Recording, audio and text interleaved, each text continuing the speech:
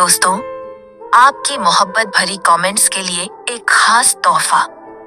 इस कहानी पर जो कमेंट मुझे सबसे ज्यादा पसंद आएगा उसे मिलेगा एक स्पेशल गिफ्ट। तो कहानी सुनिए, दिल से लिखिए और जीतिए। अमीर बहू गरीब सास की कहानी। रेखा जी अभी अभी अपने पति मुकुल जी के लिए कॉफी बनाकर किचन से निकली ही थी कि सामने से लता को आता देखकर उनका पारा चढ़ गया। रेख जी, जब सारा काम हमें ही करना है तो तुम्हारा क्या काम है? यहाँ तुम्हें पता नहीं है कि हमें सुबह उठते ही कॉफी पीने की आदत है। लता: मां जी, मैं आ ही रही थी, लेकिन रवि को जल्दी ऑफिस जाना था। उनके कपड़े प्रेस करने में टाइम लग गया। रेखा जी: बस हर बात में बहाना पहले ही तैयार रहता है। लता को शादी करके आए अभी केवल 4 महीने ही हुए थे।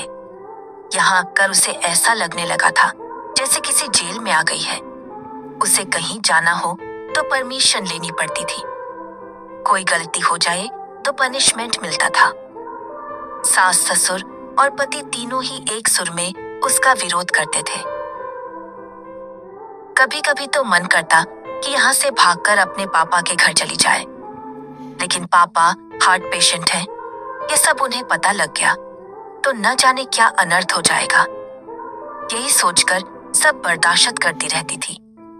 लता ने जल्दी जल्दी सबके लिए नाश्ता बनाया। उसके बाद रवि को टिफिन पैक करके दे रही थी। तभी रवि ने आवाज दी।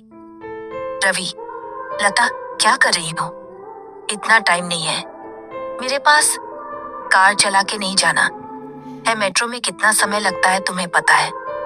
जरा सा लेट पहुंचो तो ऑफिस में सुनना पड़ता है। रवि की एक एक बात इस बात की ओर इशारा था कि उसके पिता ने कार नहीं दी थी, लेकिन वह अब सब सुन लेती है।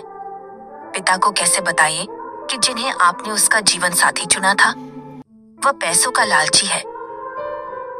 एक दिन शाम को रवि घर आया तो उसने अपने पापा से बात की।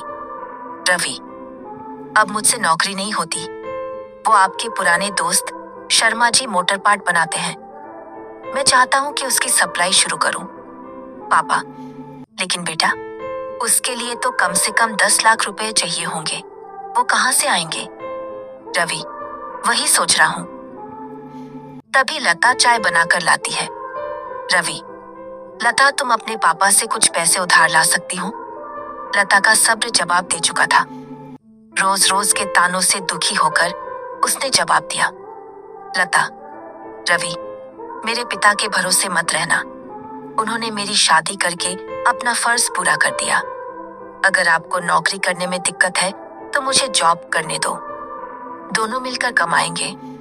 यह सुनकर रवि का पारा चढ़ गया। रवि: क्या बकवास कर रही हो? ज्यादा जुबान चलने लगी है।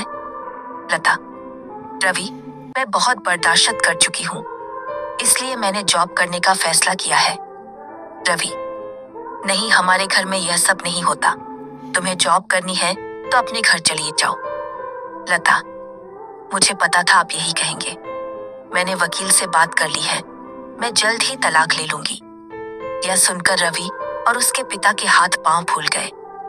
तभी रेखा जी वहां आ गई। रेखा जी: देख लिया, बहू को सिर पर चढ़ाने का नतीजा। निकाल दे इसको घर से बाहर। लता: ठीक है, मैं पुलिस को फोन कर देती हूँ। आप मेरा सारा सामान और दहेज वापस कर दीजिए। साथ ही हर महीने अपने पति की कमाई का आधा हिस्सा मैं कोर्ट से ले लूंगी। इस मकान में भी मेरा हिस्सा है। आधा मकान मेरे नाम कर दीजिए। रेखा जी: सुनो, ये क्या कह रही है?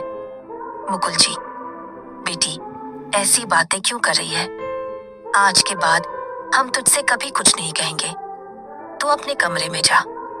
लता: नहीं पापा जी, बहुत बर्दाश्त कर चुकी मैं। अब मुझसे ये दिन भर के ताने बर्दाश्त नहीं होते। आप लोग इतने लालची होंगे ये मैंने कभी सपने में भी नहीं सोचा था। रेखा जी, इसके बाप को फोन करके बुलाइए। इसके मुंह लगने से अच्छा है उनसे डायरेक्ट बात करते हैं। लता: मां जी, मेरे पिता हार्ट पेशेंट हैं। अगर इस बात को सुनकर उन्हें कुछ हो गया तो इसके जिम्मेदार आप लोग होंगे। रवि: ये तुम्हें क्या हो गया? आज से पहले तो तुमने कभी ऐसी बात नहीं की। लता, मैं आज तक आपके और मम्मी पापा जी के हर ताने को बर्दाश्त करती रही। 20 लाख रुपए मेरे पापा ने शादी में खर्च किए, फिर भी आपको कार चाहिए, बिजनेस करने के लिए पैसा चाहिए। लता ने उसी समय अपना सामान पैक किया और घर छोड़ दिया। जाने से पहले उसने अपने सास ससुर और पति तीनों को कहा, लता, अगर मेरे पापा को आपने कुछ बताया तो मैं आपको अरेस्ट करा दूंगी। तलाक का नोटिस आपको मिल जाएगा, चुपचाप साइन कर देना।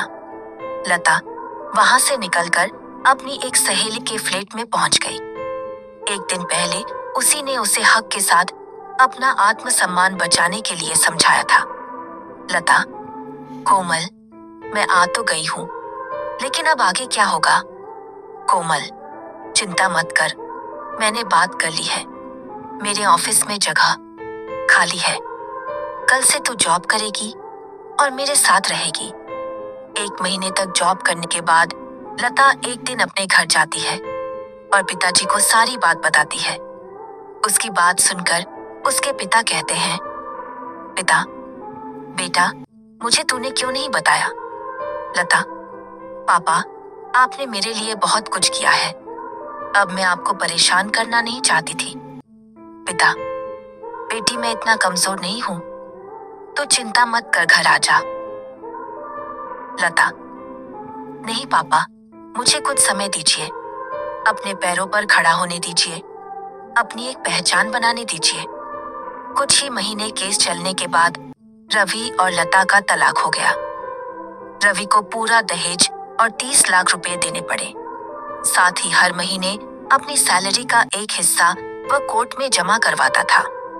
कहानी पसंद आए तो चैनल को सब्सक्राइब कर सकते हैं। कहानी अच्छी लगी हो तो कहानियों की दास्तान को सब्सक्राइब करें, कमेंट जरूर लिखें।